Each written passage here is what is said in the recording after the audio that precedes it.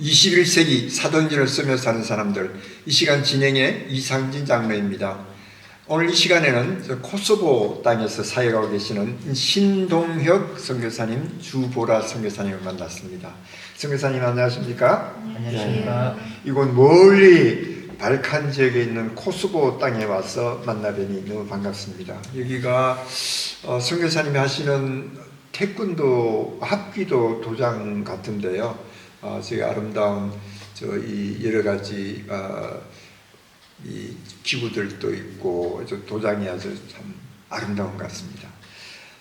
먼저 우리 시청자들에게 한번 본인들 소개 좀 잠깐 부탁드리겠습니다. 안녕하십니까? 저는 2012년부터 저희는 코소보에서 태권도 합기도 도장을 통해서 사역을 하고 있는 신동혁 주보라 선교사입니다. 반갑습니다. 네, 감사합니다. 소개시켜 주셔서 2012년부터 코소보 프리즈렌이라고 하는 곳에 와 있습니다. 자, 이곳에 맨 처음 오셨을 때 힘드셨죠? 뭐 아시는 분이 많이 계셨나요? 그렇지 않으면 아무도 모르는데 이렇게 오셨습니까? 저 같은 경우에는 네. 2009년에 네. 단기로 싱글로 한번 왔었습니다. 아, 그렇습니까? 그래서 가족들하고 왔었을 때는 네. 이미 뭐 정착하는 데 있어서는 큰 어려움이 없었던 걸로. 아, 네. 그렇습니까? 네. 사모님은 그때 그러니까 싱글로 오셨다 그러면 그 후에 결혼하셨나 보죠? 네, 네. 결혼하고 이제 같이 온 게 2012년. 아, 그러십니까? 네, 2009년에 한번 단기 선교사를 한번 오시고, 그다음 2012년에는 결혼해서 오셨습니다. 그때 오셨을 때 그 아기들도 있었나요? 그때 첫째 아이 임신하고 네. 첫째 아이를 중에. 임신하고 오셨습니까? 그렇다면 이 코소보 프리즈런이 임신하고 오셨으니까 상당히 잊어지지 않는 도시일 것 같아요. 평생 네. 그렇겠죠. 네, 그렇겠죠.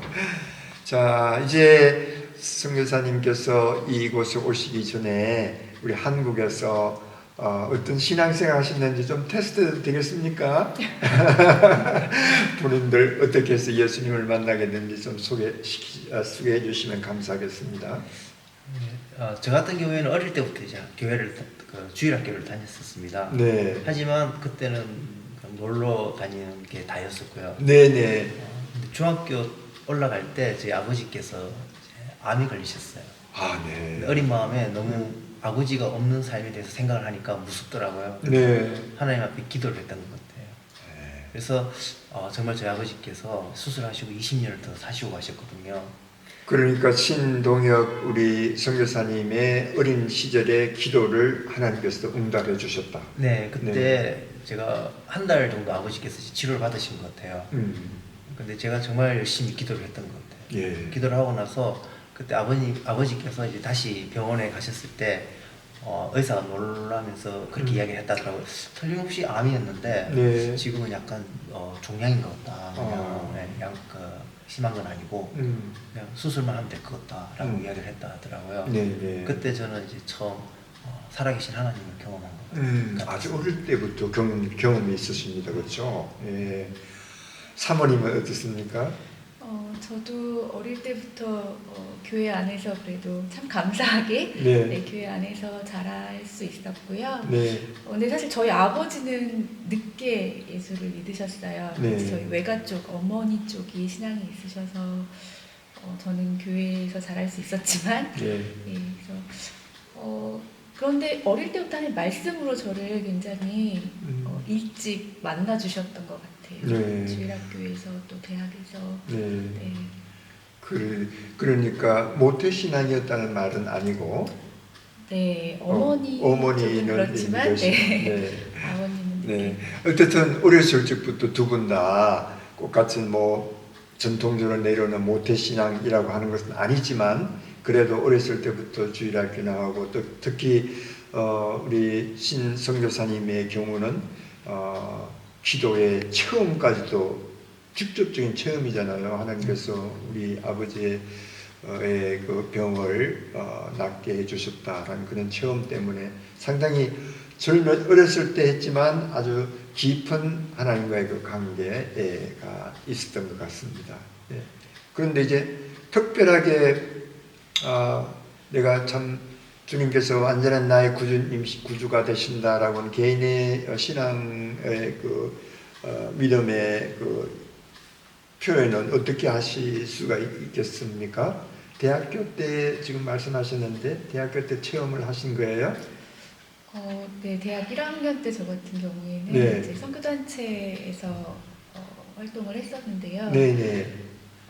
굉장히 사실은 좀 슬럼프 같이 힘든 시간이 있었어요. 네. 그래서 진짜 집 밖에도 못 나갈 정도로 어려운 시간에 방에 혼자 있을 때 정말 주님이 저를 찾아와 주셨던 것 같아요. 네, 그래서 주님을 인격적으로 나의 주님, 나의 하나님으로 고백하는 시간이 있었고, 네.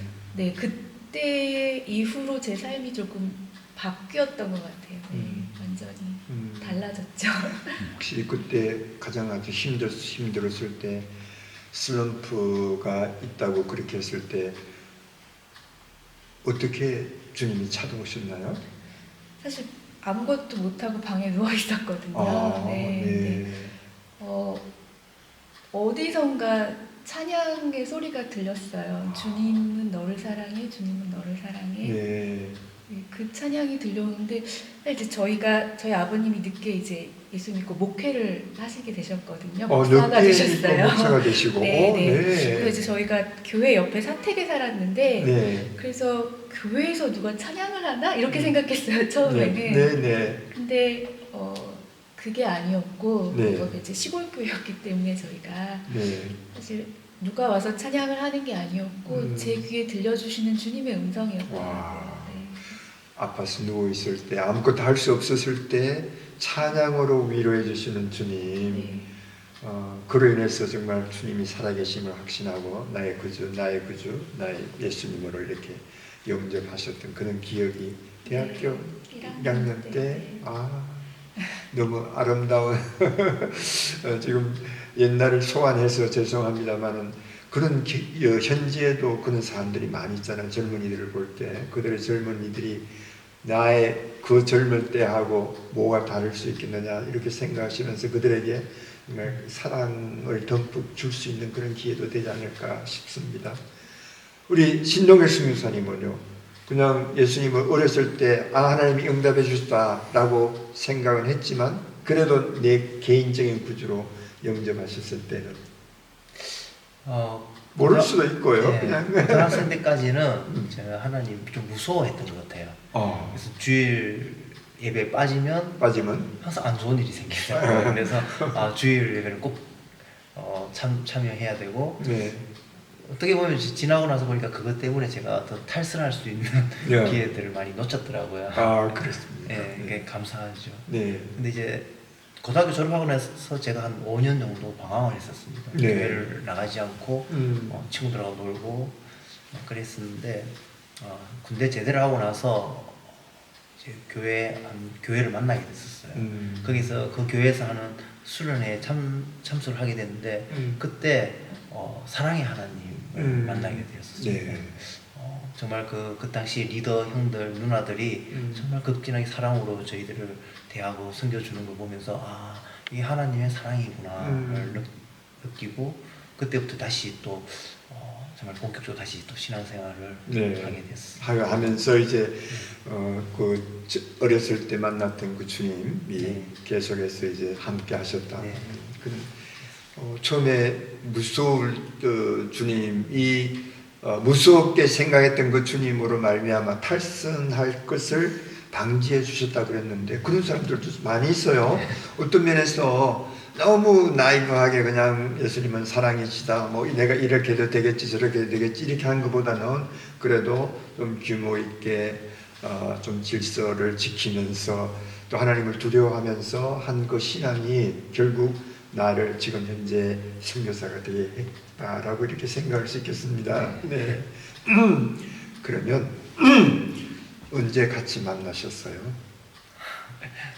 저희가 선교 훈련을 받을 때 네. 만났고 각자 이제 싱글로 네네. 선교사로 각자 이제 서원하고 그리고 이제 6개월간 합숙으로 하는 선교사 훈련원에 들어갔거든요. 네, 네, 거기서 만났고 네.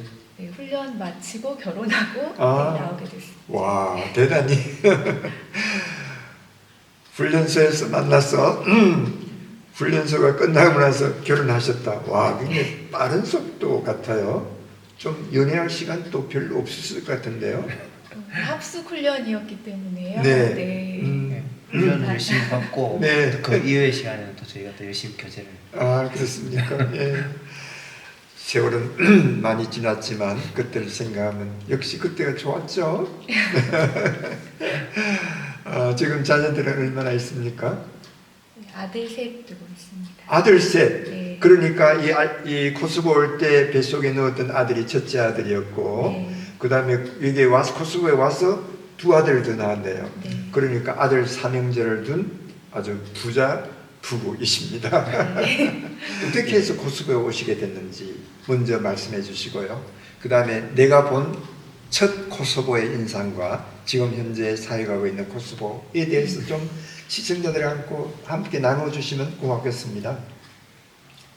저 같은 경우에는 2009년도에 네. 단기로 혼자 코스보에 처음 오게 됐었습니다.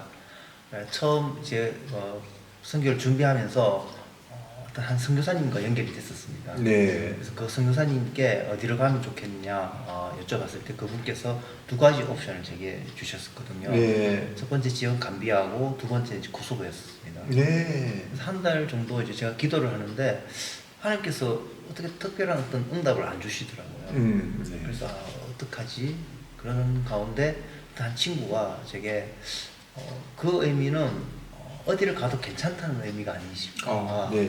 그래서 제가 이제 그 성사님께 성사님 저는 어디를 가도 괜찮으니까 성사님께서 추천해 주시면 제가 그쪽으로 가겠습니다 라고 말씀을 드렸었습니다. 네. 그래서 그 성사님께서 본인의 구역은 이제 감비아이셨는데 그럼에도 불구하고 형제를 위해서는 코소보에 가서 사역을 경험해 보면 도움 많이 될 것 같다라고 추천해 주셔서 그래서 이제 저는 2009년도에 혼자 네. 코소보에 나오게 됐어요. 그렇죠. 그러니까 선배 그의 추천에 따라서 코스보가 좋을 것 같다. 물론 그 선배님도 자기가 생각할 때 우리 신동혁 선교사님의 모든 것을 잘 아시니까 성품과 또 재질과 탤런트 모든 것을 아시니까 코스보를 추천한 것 같습니다. 우리 주보라 선교사님은 어떻게 해서 별 뭐 옵션 없었죠. 나가야 그러니까. 네. 네. 하나님께서 사실 저는 다른 곳에 갈 마음이 있었거든요. 어떤 곳에요? 그러니까 원래 키르기즈스탄에 제가 사역을 했었고요. 싱글로 저도. 네. 네, 그리고 후에는 인도에 대한 마음도 좀 있었어요. 그래서 네. 결혼하고 사실 어떻게 하면 좋을까 이렇게 고민이 있었는데 네. 기도하는 중에 남편에게 순종해라 네, 이런 마음 주셔서 네. 코소보로 오게 되었습니다. 지금 후회는 없으십니까? 후회하면 안 되지 않겠습니까? 와, 대단하십니다.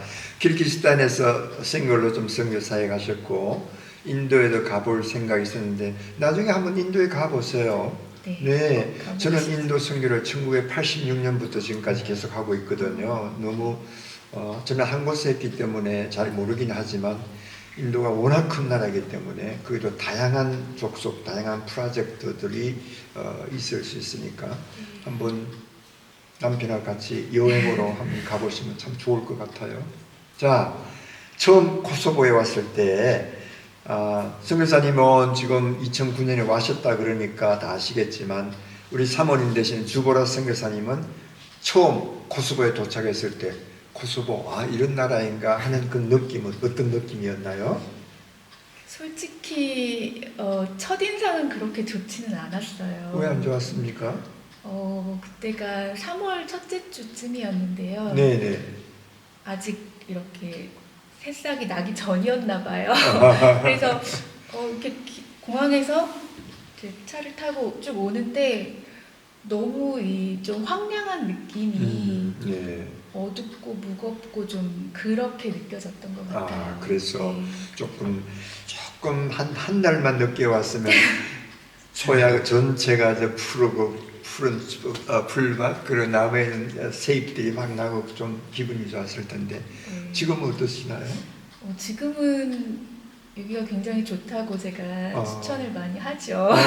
네, 코소보 아름다운 곳이고, 네. 네, 자, 좋다고 추천하시면서 좋은 점 좀 여기 이것을 듣고 계시는 보고 계시는 사람들에게 좀 한번 홍보 좀 해보십시오. 일단 코소보는 네. 아름다운 자연이 인위적이지 않은 자연 그대로의 모습을 아직 가지고 있습니다. 그래서 굉장히 아름다운 산과 네, 자연이 풍부하고요. 그리고 코소보 사람들이 굉장히 친절해요. 친절하고 그러니까 손님을 굉장히 환대하는 그런 문화가 있기 때문에 오시면 굉장히 편안하게 즐겁게 이곳을 누리실 수 있습니다. 네. 우리 승교사님 지금 코소보에 10년 이상 벌써 2009년에 오셔가지고 이때면 벌써 16년이 되는데 코소보의 좋은 점들 좀 많이 홍보해 주시면 고맙겠습니다. 저 같은 경우에는 처음 코소보 왔을 때 좋았던 점이 21세기에 제가 어렸을 때 생활했던 그 환경에서 살 수 있는 그런 뭔가 향수를 경험할 수 있는 네. 그런 부분이 참 좋았던 것 같습니다. 네. 한편 또 좀 힘들었던 부분은 네. 아직까지 이제 동양인으로서 음. 저희가 여기 지내면서 인종차별적인 어떤 부분들이 좀 있기 때문에 그런 부분은 좀 어렵지만 또 아까 전에 저희 아내가 말한 것처럼 또 손님에 대한 또 환대하는 문화가 있기 때문에 네. 그런 부분들이 또 저희를 좀 많이 위로해주고 네. 또 즐겁게 또 기쁘게 살 수 있게 해주는 것 같습니다. 네. 그러면 코소보 귀향에 이제 사역을 이제 시작을 하셨는데요. 계속해서 어떤 사역을 코소보에서 하고 계시는지 좀 우리 시청자들에게 소개시켜 주시면 감사하겠습니다. 저희 가정은 지금 보시다시피 이제 합기도 태권도 도장을 통해서 네.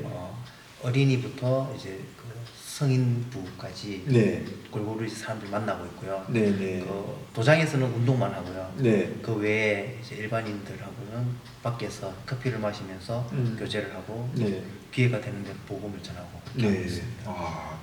정말 합기도라고 하는 그 어떤 기술을 가지고 있으니까 다양한 사람들하고 만날 수 있는 좋은 접촉점이 됩니다. 특별히 어린 아이들에게 또 어린 아이들을 통해서 또 어른들도 만날 수 있는 좋은 기회가 될 것 같아요.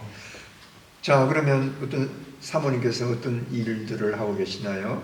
특별하게 따로 사역을 하십니까? 그렇지 않으면 내조를 잘 하시고 외조를 잘 하시고 있습니까? 따로 특별히 사역을 하지는 않고요. 네. 저희가 아이들 셋을 홈스쿨로 네. 지금 하고 있기 때문에 네네. 네, 저는 이제 그쪽으로 사실 시간을 많이 쓰고 있고요. 그렇죠. 네, 근데 이제 지금 도장 사역 이야기만 했는데 저희가 이제 어린이 여기 집시 어린이 모임도 하고 네. 이제 청소년 성경 공부도 하고 있어요. 네. 그래서 이제 그런 모임에 같이 네. 하면서 같이, 하고 네. 있습니다. 그렇죠.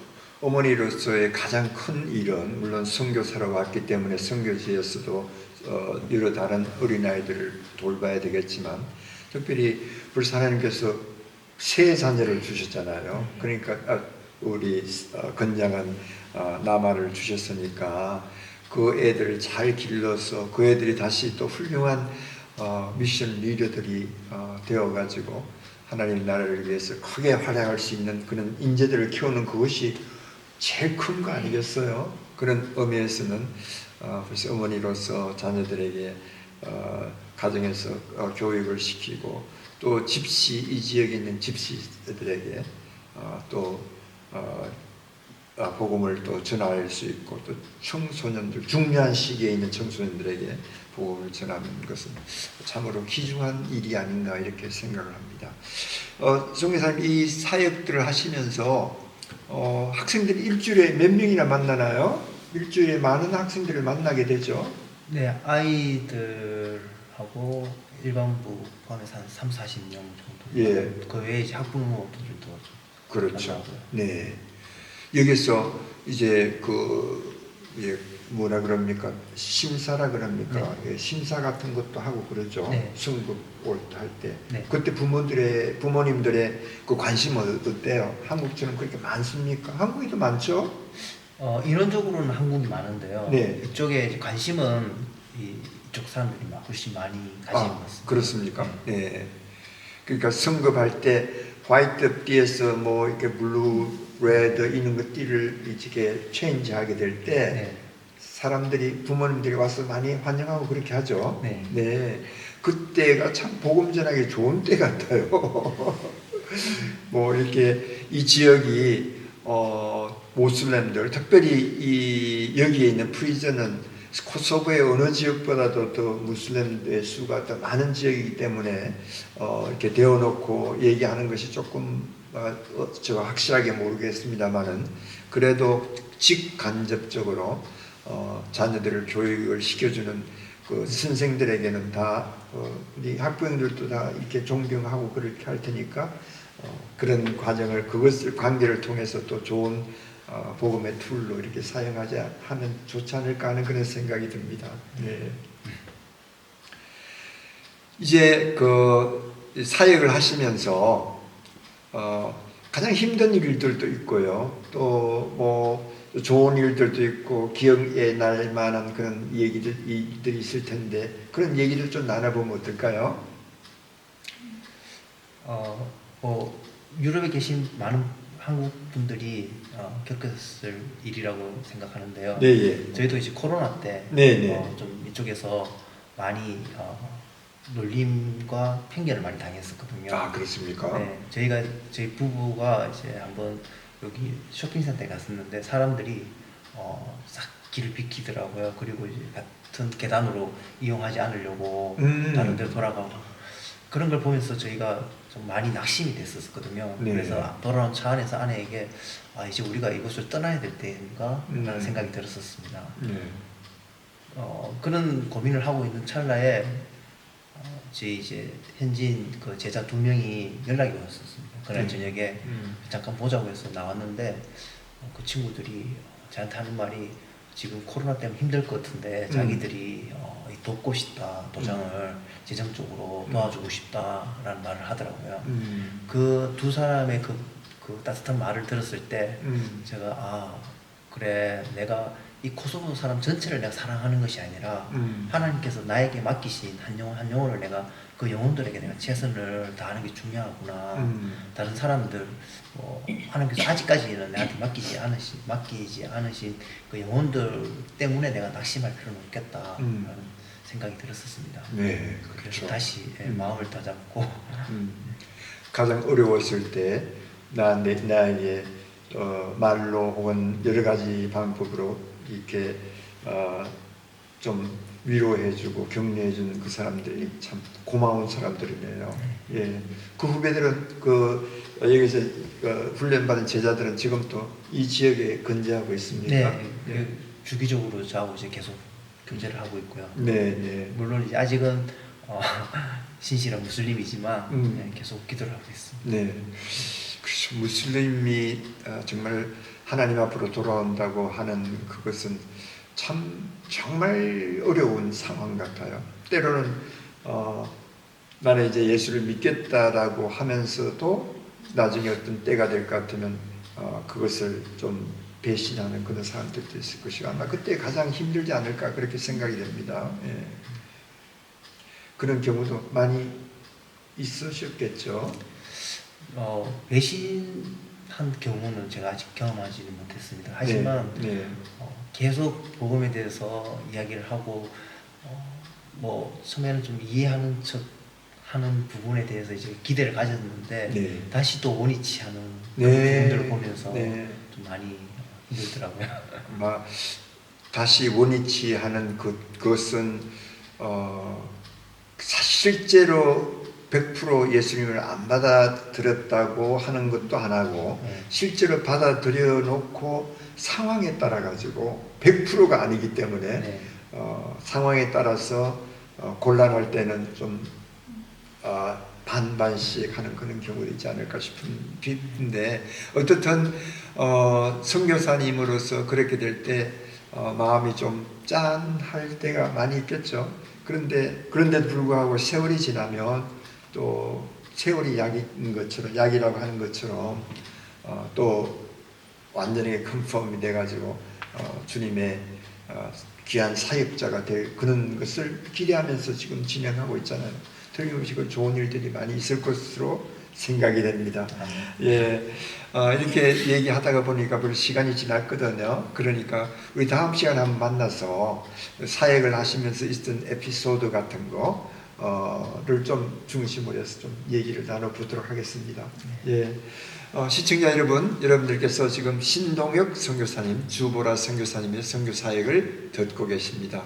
여기는 코소보 브리즈렌이라고 하는 곳에서 지금 인터뷰를 하고 있는데, 여기 뒤에 태극기가 보이죠? 이것은 선교사님 운영하고 계시는 합기도 도장입니다. 합기도 7단입니다.